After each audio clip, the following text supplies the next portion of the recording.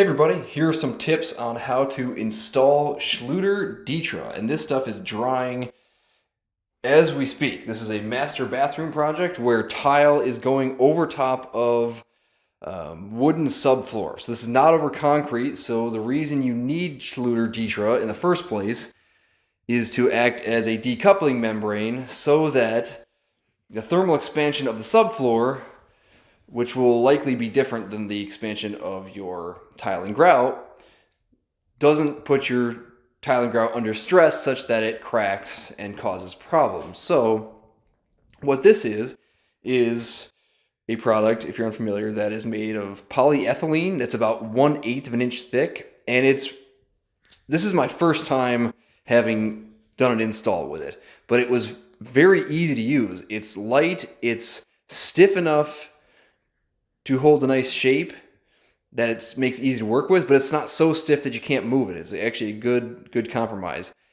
And it's thin enough that when you pre-cut it, which I would recommend for both this DITRA board and your tile, just to save time because mortar dries a whole lot faster than you think.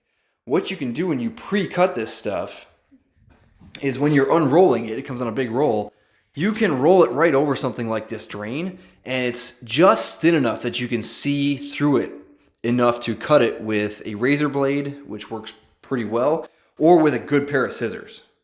So this stuff was quite easy to work with. One thing that I also learned from this experience was to make sure when you use your modified mortar, follow the instructions, but for my use case, modified mortar is what we wanted to use as the first layer between the subfloor and the DITRA board. But what you want to do is make sure you don't lay down the mortar too thick, or what you'll have are a bunch of ripples that you have to kind of squeegee out to the seams right here. And that is a whole lot of work. Now, if you can, they make a roller that you can use, but I didn't have access to that. So what I found was a really heavy, in this case it's half of a mold plate, but it's a big old piece of steel that I was able to lay on its end and just kind of scrape across the floor to get some of the excess mortar bubbles to work their way to the seams and kind of squirt out from the inside here, and then you could wipe it up with a sponge. So yeah, those are my tips. Pre-cut. Don't lay the mortar on too thick. Make sure you're using the right mortar based on the Schluter recommendation. And move quickly. Also, buy more mortar than you think you're going to need, because on a previous tiling project, I had to run out to the store midway because I didn't buy enough. You can always return mortar if you haven't opened the bag yet. So make sure you have enough supplies.